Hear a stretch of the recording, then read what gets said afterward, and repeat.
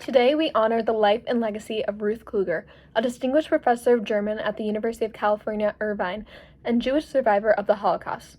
She wrote a memoir describing her experiences titled Still Alive, A Holocaust Girlhood Remembered. I'm Natasha Robertson, a student of History 322, Origins of Nazism, who hopes to illustrate the scope of Ruth's life before, during, and after World War II and the Holocaust. To begin, the story follows the German invasion of neighboring Austria and the subsequent persecution of the Jews. Ruth catalogs her experiences living in a Nazi-occupied Vienna and the consequences this had for her family. Next, the memoir transitions into describing Ruth's journey from Theresienstadt to Auschwitz and finally to Christianstadt. She writes about her escape from the final work camp and her subsequent experiences in the United States. Throughout her memoir, Ruth is able to paint a picture of a young girl growing into womanhood. She weaves gender into these experiences, as it impacted how she views the horror of the Holocaust. Ruth's memoir represents the trials and tribulations of a young Jewish girl, as she lives through the gendered experience of the Holocaust in the post-war years. Prior to World War II, Ruth grew up in a middle-class Jewish family in Vienna, a child of a doctor and a housewife. She grew up comfortably, with her extended family also living in Vienna. Additionally, she had a half-brother, who she adored, who spent summers with her family. The Germans invaded Vienna when Ruth was 6 years old, marking the beginning of the Third Reich in Austria. The German invasion of Austria brought about many changes and new dangers for Ruth's family. The new Nazi laws prohibited the Jewish people from going to public spaces, like museums, and expelled Jewish people from schools and universities. There were boycotts of Jewish-owned businesses, which Victor Kluger remembers in his diary entry from March 31st, 1933, saying that was ever more hopeless. The boycott begins tomorrow. Yellow placards, men on guard, pressure to pay Christian employees 2 months' salary, to dismiss Jewish ones. Not only did the Nazis implement these explicit laws that directly defined what Jewish people could not do, but they also created a change in social behavior. They created unwritten rules and norms about how individuals should behave in society towards Jewish individuals. Ruth remembers this time of horrible change, saying that it was one thing after another. Stuff one wanted to do and see and started to do in one see, and then having to give it up for no good reason. The German invasion of Vienna also directly impacted Ruth's immediate family, as her father was sent away. He was arrested on a charge of illegal abortion, as the patient was a non-Jew. This meant he was sent from Drancy, a holding camp for Jewish refugees in France, to Auschwitz, where he passed away. Her brother met a similar fate in Czechoslovakia, as he was separated from Ruth's immediate family and stayed in Czechoslovakia with his birth father. Ruth reflects on this by saying, "When there is no grave, we are condemned to go on mourning." At the age of 11, Ruth and her mother were taken to Theresienstadt, a Nazi ghetto and transit camp that held Jewish individuals before they were sent to the concentration camps. In the camp, Ruth was able to connect with her fellow children and make friends. They separated the parents and children, while also not allowing the children to gain an education. Ruth describes the camp as a mud hole, a cesspool, a sty where you couldn't stretch without touching someone. It was very overpopulated, with 15,000 children living in the camp at some point, with 90% of these children dying.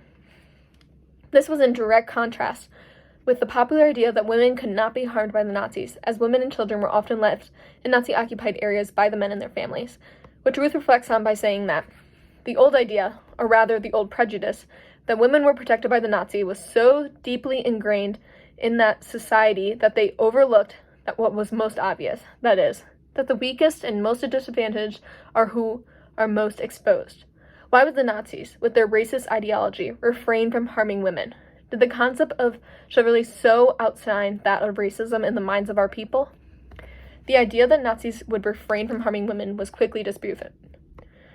Ruth and her mother were selected to be sent to Auschwitz, one of the largest and most infamous concentration camps created by the Nazis. She reflects on this experience as a child who was obsessed with literature and writing, saying that no great poetry was composed in these concentration camps. If it were not so, one might entertain the idea that the camps were good for something, that they were, for example, a kind of catharsis producing fine art. In fact, they weren't good for anything. The camp immediately scared her as a child, as she describes that she got up and wanted to cry, or at least sniffle, but the tears didn't come. They dried up in the palpable creepiness of the place. Through a combination of luck and wisdom, Ruth and her family, or her mother, were sent to a work camp escaping the certain death of Auschwitz. Ruth was saved by another Jewish woman prisoner in Auschwitz, who saved her own life to save young Ruth. She reflects on this unique experience, saying that she was saved by a young woman who was in as helpless of a situation as the rest of us, and who nonetheless wanted nothing other than to help me.